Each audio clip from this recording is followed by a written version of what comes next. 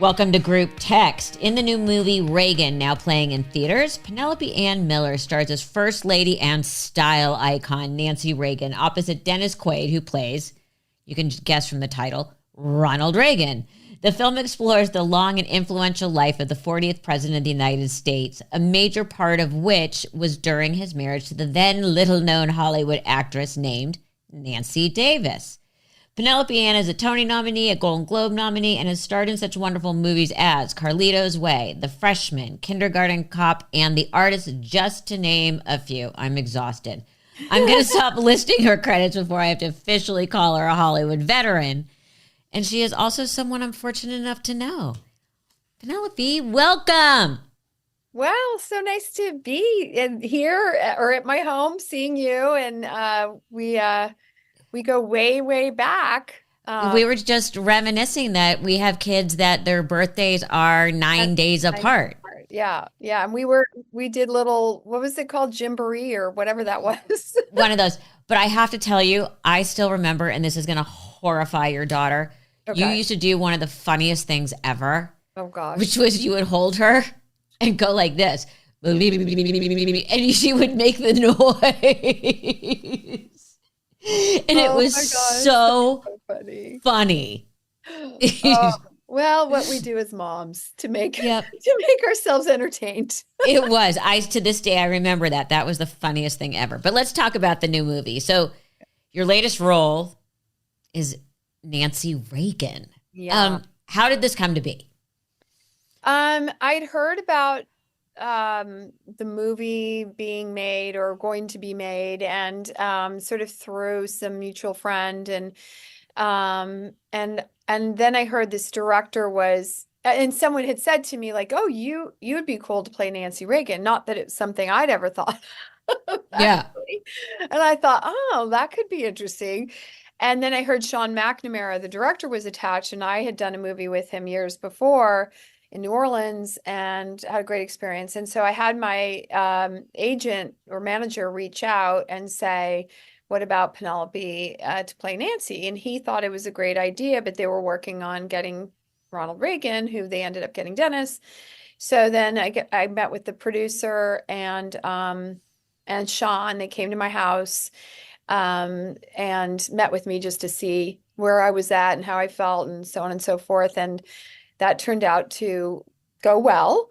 And I guess they ran it by Dennis Quaid, and Dennis liked the idea, even though we're both veterans. I had never met Dennis. And then he loved the idea. And so I got the role, and it was great. And so it happened fairly easily. I have to say, not all jobs come that way, but I was glad that they believed that I could play her. It was probably the most challenging role I've ever played in my entire career.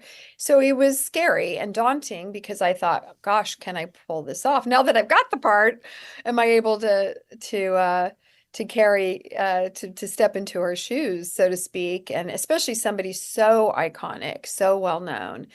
And not necessarily, people wouldn't say, oh, Penelope seems a lot like Nancy Reagan. So, yeah, it's like there's not a straight line between those two dots. Yeah, exactly. But for me as an artist, one of the fun aspects of it is getting to do things that step outside the box. Like, don't do the things that you think normally people would see you as. I want to challenge myself, but I also want people to be surprised and be like, wow, I didn't think she could do that.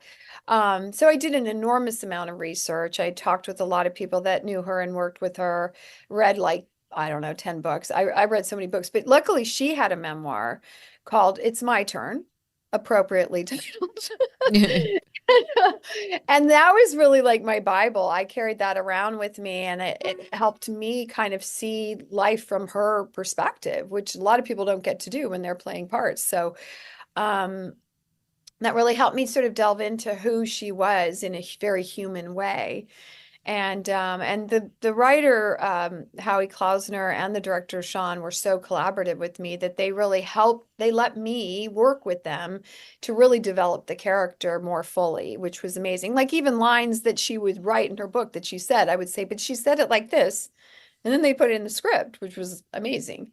And then I had 3 wigs. Of course, the outfits in the wigs made all Oh, we're going to get to all that. We're going to get to all that. Obviously, you were saying there's an embarrassment of riches when it came to researching Nancy. Yeah. What kind of, were you given additional access to more private information? Did you get a chance to sit and talk with people that maybe knew her best and out of the spotlight? I mean, what did you discover about her that you didn't know?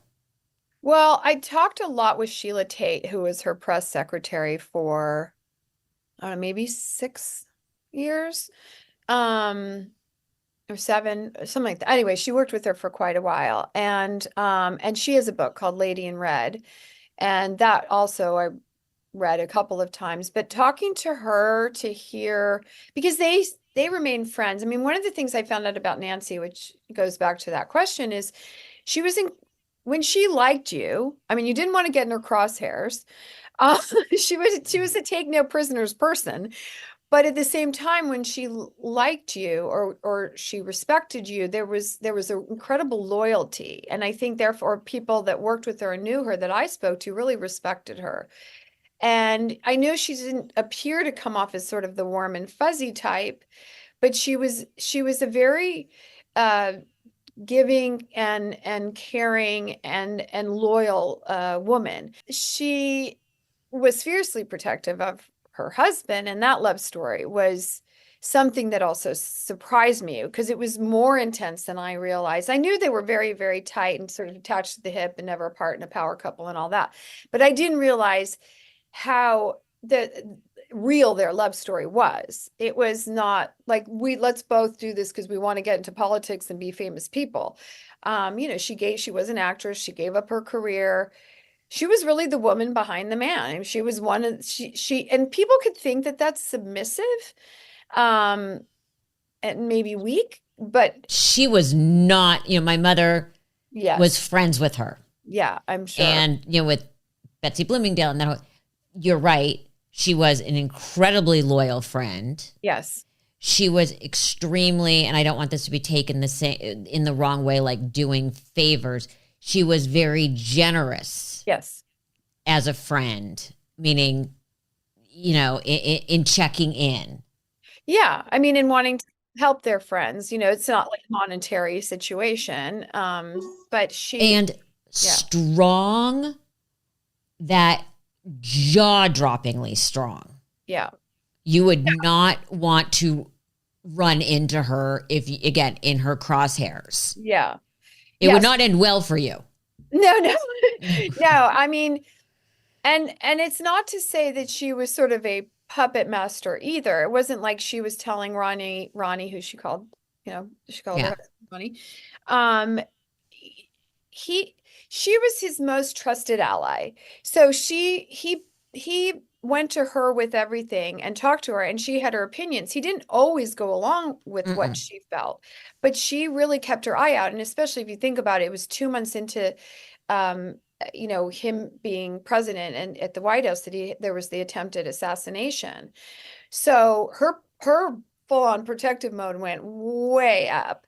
And so she really wanted him to be surrounded by people that she liked and she trusted. And he didn't always listen to her, but he confided in her. And even their own son, Ron Jr., said, "My dad would never have been president of the United States if it wasn't for my mom."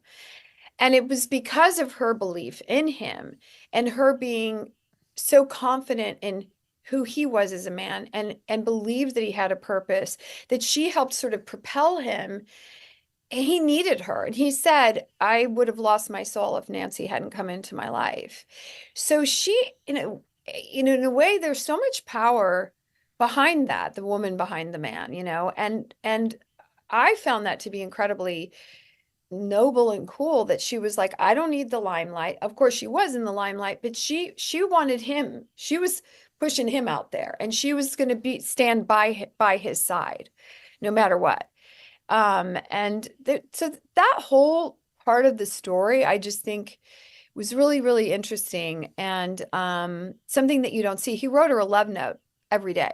I mean, there's another book called I Love You, Ronnie, and it's all of his love notes and poems that he wrote to her on a regular basis.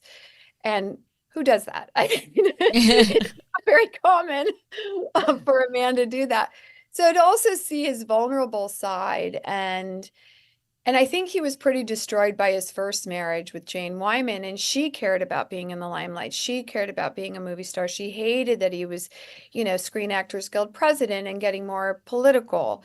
She hated that, and that was really the demise of their relationship. And Nancy was completely the opposite. And I think that's what got him to go to say, "Oh, this is the woman of my dreams. This is my soulmate. This is what I want. This is what I need." And it took him a while to come around to that, but once he did, he was like, the way I just from the way you're describing it, it feels like he could believe in himself because she believed in him. correct. Exactly. And it was not in a manipulative, controlling way. It's, you can do this, and that gave him the freedom to do it. Yeah, and the strength and the confidence that he's capable of doing this. And I think she knew he had this greater purpose, that he being an actor, Screen Actors Guild president, all of that, then he started working for then his career started kind of taking a nosedive. Nosedive is an understatement. Yes. I mean, he was doing like vodka relax in Vegas. Yeah. Which I didn't know. Yeah. Well, there's a lot that you don't know that you see in the movie. That's cool. I mean, there's a lot that they don't know about their past, how they met, his leading up to being governor of California, to, being a Democrat for 40 years, then switching over to being a Republican. I mean, there's just a lot of things that people didn't really always know. And just even when he was younger, he was a lifeguard, then he was a radio host. Just sort of how he came up in the world and what made this man become who he ultimately was serving 8 years in the White House, and then of course getting Alzheimer's. And your mom, too bad. I would love to have talked to your mom about her. And your mom is amazing, and I know I've told you that. But we knew Betsy Bloomingdale. In fact, Alfred Bloomingdale was my godfather. Yes. So my parents go to party. Talk about chic. Yes. Now, here we digress. Tom Ford bought their house. Oh, I know that house. It's an house. And my friend Josh Flagg bought a lot of the furniture. Oh my gosh. So Wow. if you ever want to visit some of the furniture, just go to Josh's house. Okay. Well, just tell him I might be knocking on the door. Exactly. So, Yeah. Okay. So your parents. My parents knew the Reagans, but they very, socially, sort of through parties and whatnot. And Betsy Bloomingdale was somebody my mom knew, and my parents knew them, and so we'd go to their parties. So we as little kids would go. There's like there's a picture of my older sister dancing with Ronald Reagan when he was governor, probably, and then so we were kind of around it, but not really, they weren't close like Betsy and Nancy. I mean, that was like her bestie. She had a hotline to Betsy at the White House. Literally, yes, she did. Yeah. Okay. Yeah. So go ahead, and then we're going to go right into the shallow part, which is always my favorite. Okay. Well, just sort of the fun, like I wouldn't necessarily call it shallow. It's the glitzy part.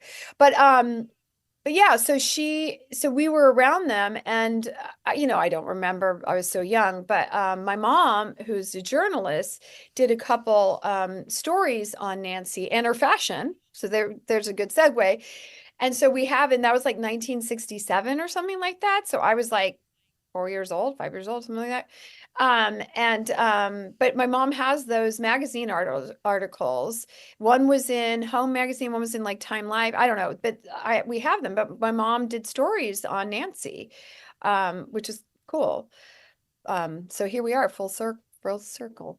Full circle. Easy for both of us to say, okay. Yeah. Let's just get into the clothes. How much, like the white, by the way, you look spectacular in that white one shoulder evening gown from the inauguration. Oh, yeah.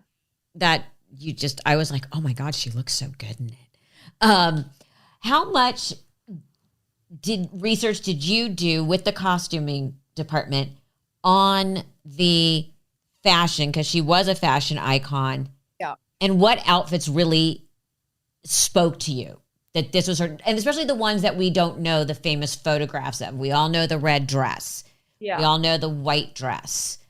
But there's so many others. Yeah. Where did you go with that? When did you know you had, this is a Nancy outfit? Oh, yeah. Well, we had to have several fittings, and some of the clothes were made for me. Obviously, the real iconic ones, like her inaugural red coat with the pillbox hat, and then the inaugural gown, the white dress with the one shoulder. And there was another one they made for me, which is when they were running for governor. They're going door to door. There was a pink dress. And so that one was important. And there was a few things that were like they would, I mean, the inaugural gown that you're discussing like had to be made from scratch, because to find that would have been, I mean, I think it's in the museum at the Reagan Library.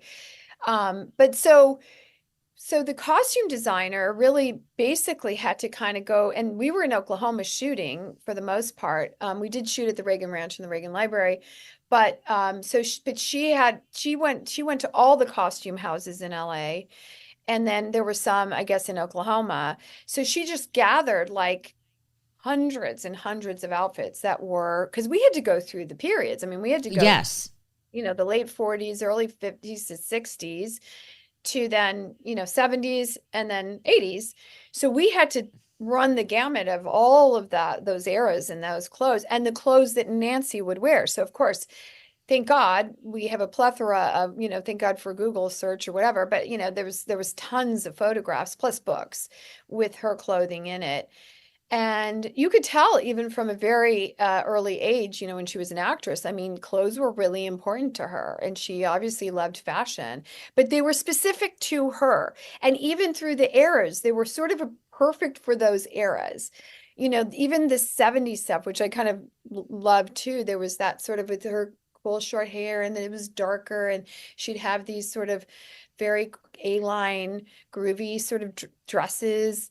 And and then later when she was the first lady, I mean, and she really helped with a lot of these designers and but the Oscar de la Renta and stuff like that. But she wore these gowns that were and suits that were just sort of appropriate in a conservative way. I mean, maybe on the more conservative side, and maybe you and I would dress, but like definitely conservative, but elegant and very stylish and very appropriate to her. And she definitely had her own style. I mean, when you think of her, you do think of that. So it was really important. It helped me get into character, to be honest with you, to wear those clothes. So yeah, once we sort of had them on, we'd kind of know, we'd take photos and we'd be like, oh, this is so Nancy, or this is perfect Nancy. Or we would find a photograph where it was very, very similar to something she'd already worn. So trying to find those were really, it was fun. I love it. I have a blast doing that, like creating a character like that and trying to get it right. Like they said, I had 3 wigs, and those were very, very important. And we had an incredible wig maker, Natasha, and she just did an amazing job, because that was really important. And then the makeup.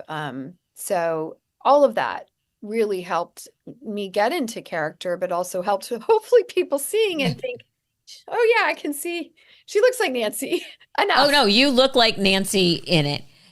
Which outfit, when you put it on, was the one where you said, as an actress, and obviously not just on the internal stuff, nailed it?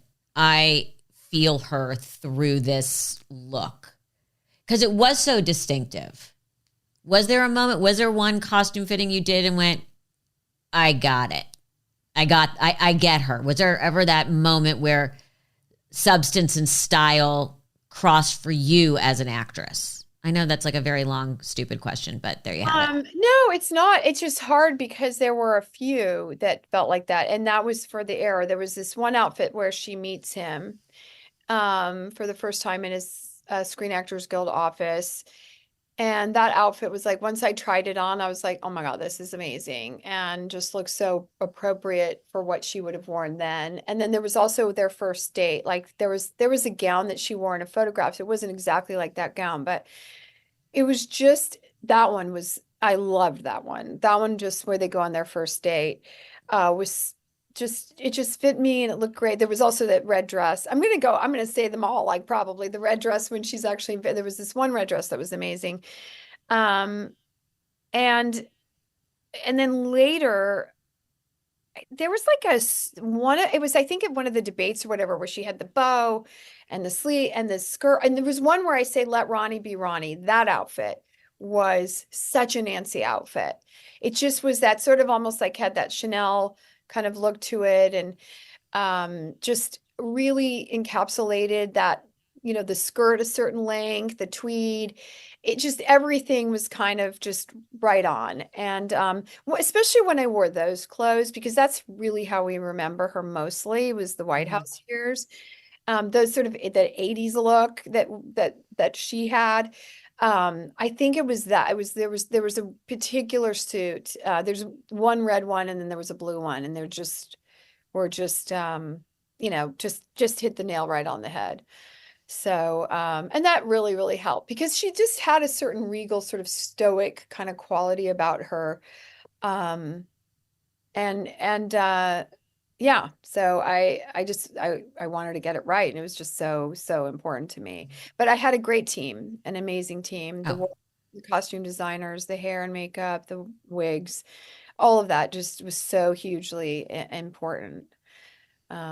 Even for Dennis too. I mean, I thought Dennis looked amazing. oh, Dennis looked amazing, but and I always feel badly just asking actresses about their wardrobe, but if it's appropriate, I ask actors as well, especially in period costumes. But Yeah. let's be honest, it didn't No. take Dennis quite as long to get ready in hair and makeup as you.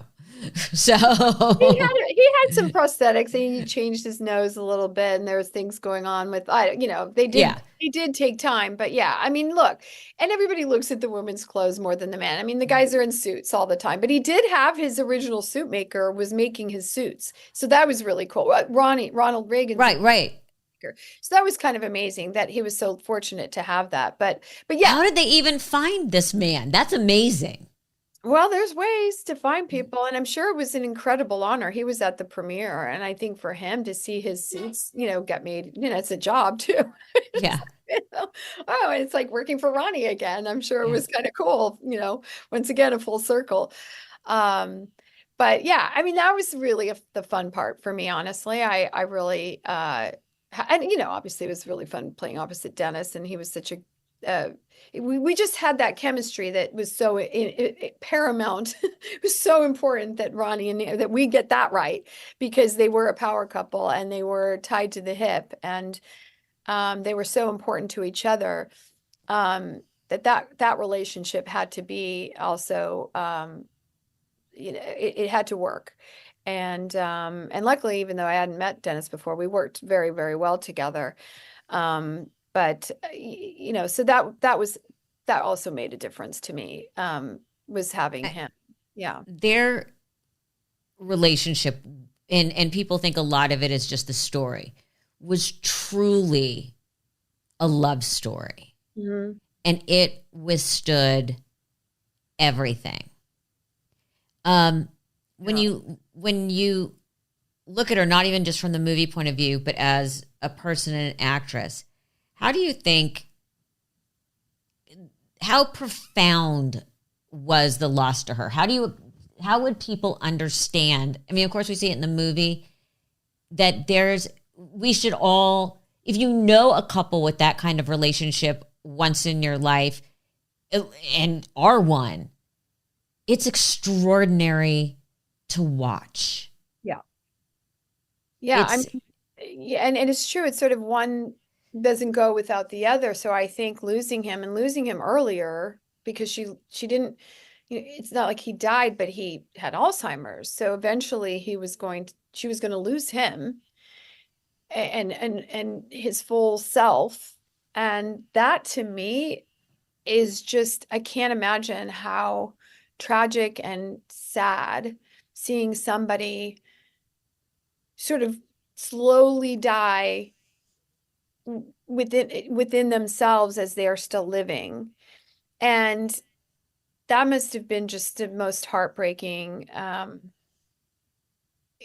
aspect to that part of that time in that relationship for her, because she knew she was losing, her soulmate and her partner and all of that, but she was, never going to leave his side and be there for him. But that's what's so cool, and I don't want to spoil it, but at the end of the movie, in the credits, you see her, and I won't say too much, but you see her at the funeral, and anyway, it's hard for her to let go. Yes, And I'm being careful also. So I understand you have, what you can say, what you can't yeah, say. well, also, if people haven't seen the movie yet, and by the way, it is coming out on home entertainment and on demand. It has been in the theaters and it's done quite well. And we had a 98% approval audience rating and a Cinema A score. So the word of mouth is tremendous. But if you haven't gotten to see it in the theaters, which ideally is the best way to see it, frankly, it is going to be on demand. And hold on, let me check my notes. Um, Exactly. I'm uh, looking at mine. I just have in theaters now. Yeah, well, it still is in theater, so still go to the theater if you can, because it's still out there. But October 15th, you can download it on video on demand, and November 1st on Blu-ray. On November, oh, I see. So be available to download October 15th on video on demand on November 1st and Blu-ray November 19th. So, but if you can find it in one of your local movie theaters, go to Reagan.movie and it'll show you where you can find it. But I think the movie experience is really cool because people say they get very emotional at the end. I mean, I've seen it and I've heard Well, it. it's also very cinematic. It's very cinematic. And I think also seeing it with an audience, with other people around you, you kind of feel the emotion. Like people are very nostalgic about this film. Like it's hitting a nerve. I mean, look, you and I, we grew up in the 80s. You know, whatever you think about Ronnie and Nancy or whatever your political beliefs are, that was kind of a fun time to grow up Oh yeah. from my point of view. I Oh, and think, all of our bad hair and those pictures that come back yes, to haunt us and our all. puffy shoulder pads and all the crazy, well, that was more 90s, I guess, but like still the 80s. There was just a time, and I kind of feel like people are very nostalgic, and the younger people, like even my own kids who didn't really know about the Reagans, and weren't alive, they love the movie, and so it's sort of like it's remembering a time that we went through, but then for them it's like, oh, this was how it felt then, and can we get back to that? And I don't know, I think it's making people very emotional. um it's really been surprising, like who the people I've heard from, not people just that I know, but like all the social media reactions I've had, is how everybody, men, like older men, and even my husband cried. I mean, people cried at the end of this movie. And so it's triggered something. It's hit a nerve in our country. And I don't know. I didn't expect that. I mean, it took us 4 years to get this movie out. I mean, we shot during COVID. It was crazy. Wow. Yeah, Yeah. you forget that we had that block of time. But something else I want to ask you about, because Nancy Yeah. is not the first real life figure you've played. Mhm. You've been Mary Todd Lincoln, Donna Hanover, oh, you poor thing, Rudy Giuliani's ex-wife, and Jeffrey Dahmer's mother. And don't forget, In I also played Mary Kay Letourneau, and I I also, forgot about that. yes, and I also played Joyce Mitchell, who was the woman who helped the two prisoners escape, and then Dahmer's mom. So I went from Dahmer's mom to Nancy Reagan, or actually, no, I went from Nancy Reagan because we filmed it before I did Dahmer. Dahmer came out sooner, but yeah. So Kind of a rogues gallery. Um, you must have very strange bookcases in your house from all the research material. What is it with these real life women that fascinates you enough that you want to take these deep dives and play them?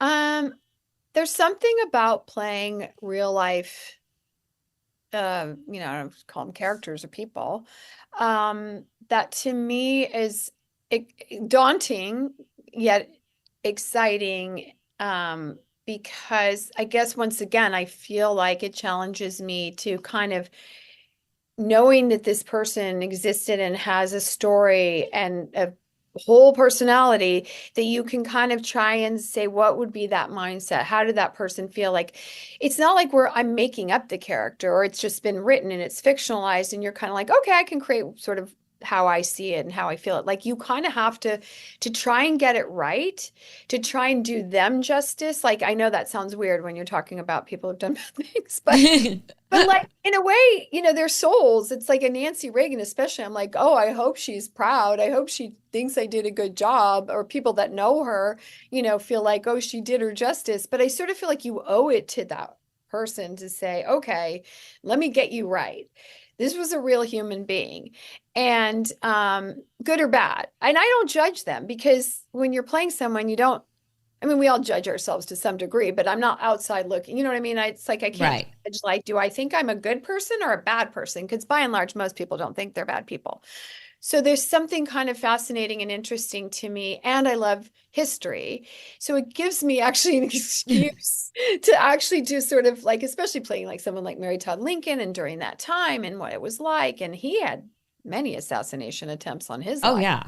And she was like into the seances. She lost three boys in horrific, horrible diseases, and then one in the war. And then she had one that she was estranged from, and then she was melancholy and put in like for a while. And she was in a, I don't know if it was an insane asylum, but like a mental home for a while. I mean, she's got a, And then died basically destitute. oh yeah. Yeah, no, and she was extricated. She was living in Europe, and it's just sad. There was a lot of sadness around her story, and a lot of people don't know about. She was such a character, and she redecorated the White House, and she was loving fashion, very similar to Nancy. There's a lot of parallels there because they were both vilified first ladies. I mean, they called Nancy the Dragon Lady. They did not like Mary Todd Lincoln. They loved Abe Lincoln.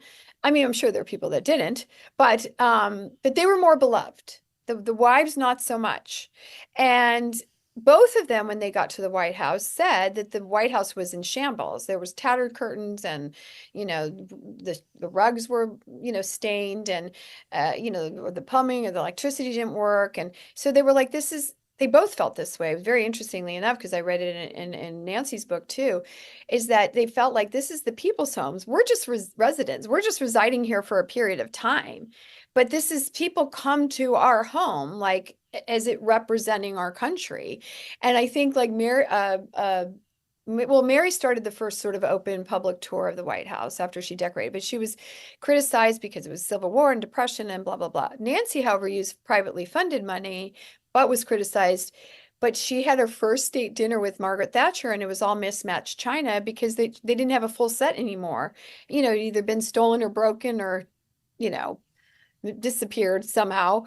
And they sort of joked about how it was all mismatched china. And that's when she got this backlash for ordering all this very expensive red china. I don't know, there was the red china scandal. No pun intended. But she used privately funded money again. But I guess she felt like, I want to be proud. I want to be, and even with the fashion, and a lot of it was borrowed too. They never had a lot of money, the Reagans, never. No, Yeah, no. they lived very modestly. Even their first Palisades home was one story. It was all G appliances. Ranch, yeah, ranch style. The Reagan ranch is teeny. I mean, that Oh, thing. I know. People think it's huge, and it is not. No, they have twin beds attached by a little zip tie. And the kitchen's tiny, the living room's tiny. They didn't add on, they didn't do any of that. You think they would have, but he was like a real rancher. He built all the fences, he loved his horses. And I think she would rather probably be having lunch with Betsy in Beverly Hills. Yes. She would go to the ranch and go, okay, I'll ride with Ronnie because my husband loves it here, so I'll make do. Yes, she was much happier, I think, in her booth at the Bel Air Hotel. Yes. Yes, I think she did. That's why she had her hotline to Betsy. She needed a break, but she loved the ranch because he loved the ranch, but Yeah. that wasn't really her thing. But anyway, and then the funny thing is I was realizing, okay, there was Mary Todd Lincoln, there was Nancy Reagan, but The person who redecorated the White House, loved fashion, redid China, the whole thing, Jacqueline Kennedy, was beloved, could do no harm. I mean, weird that she, on the other hand, was kind of like so beloved and put on a pedestal, um and she wasn't, from my recollection, of course, I wasn't really, too young to know. I think whatever. Anyway, I mean, I know her, but I wasn't, Right. I understand what you're you understand saying. where I'm going. But no, there's a whole psychological weird study somewhere in there. Yes, that's what I find, that it was interesting. I mean, it was Camelot, so I guess that's how they viewed it. And when the Reagans came into the White House, it was the economy was down and there was a lot. And I don't know why they disliked her. It hurt her a lot. I mean, she talks about in her book how she cried most of her 8 years silently in her bedroom at the White House, which is really sad, when you think about it, because I don't think, as strong as she seemed, and she was strong, I think she was hurt and vulnerable. And I had her insecurities too, which a lot of people wouldn't think when you meet her. Um, but I think it was hard for her. So we got to at least have a couple moments about your unbelievable career. I mean, you have worked with some incredible, incredible actors, directors, crews, the whole thing, but you've had some very major leading men. Major. Yes. Other than Dennis, let's take Dennis out of the conversation for this, because you're like, I have to say Dennis. Who has been your favorite to work with, who has taught you the most, and who was just flat out the most fun? Oh my gosh. So Marlon Brando was a lot of fun. Really? That's not the one you would expect. No, he was really funny and a lot of fun. That was And the freshman. that was in The Freshman with Matthew Broderick and Bruno Kirby. And it was a comedy. I love doing comedy. I don't do a lot of comedy, but when I do, I just love it. I mean, there's Pee Wee Herman, who I adored, in Big Top Pee Wee and Adventures of Babysitting. I got to be comedic in that. But back to the question of the co-stars, there were so many for so many different reasons. There's so many great actors I've worked with, but the famous, well-known, iconic ones. I learned a lot from Al Pacino. I just think playing opposite him just lifted me in a lot of ways. It's like they say, when you play with a great tennis player, it just ups your game. De Niro taught me a lot. Robert De Niro, sorry. So Carlita's I Way. think we all knew who you meant. Yeah, okay. Yeah, right, because it's De Niro, but it's like Pacino, De Niro, Brando. Yeah. But Yeah, that's like, hi, how do you, anyone who comes into work with you must just want to slit their wrists.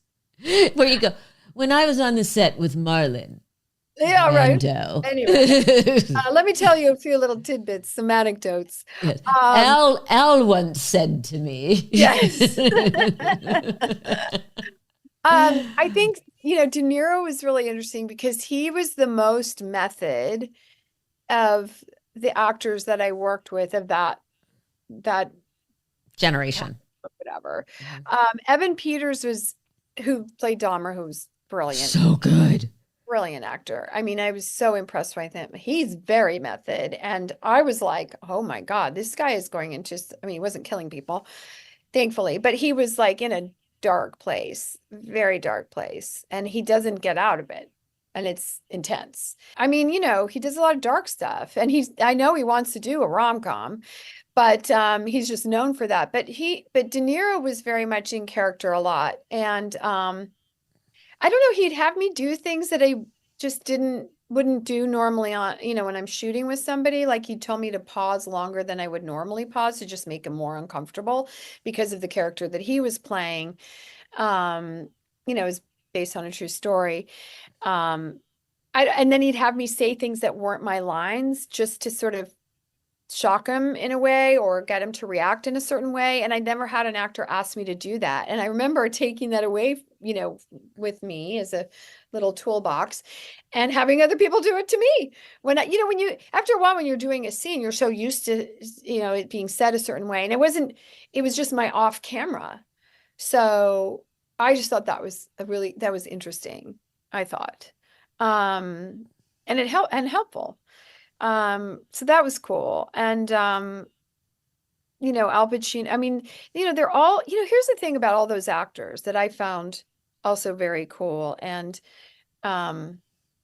just, I respected them for this, is that none of them care about being movie stars.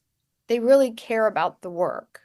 And I think there are certain, and you know this, you've been around long enough, where you can just tell when people want to be celebrities, where they just want to be movie stars or whatever, TV stars or whatever, and they're just really into that, and they're into the limelight and all that.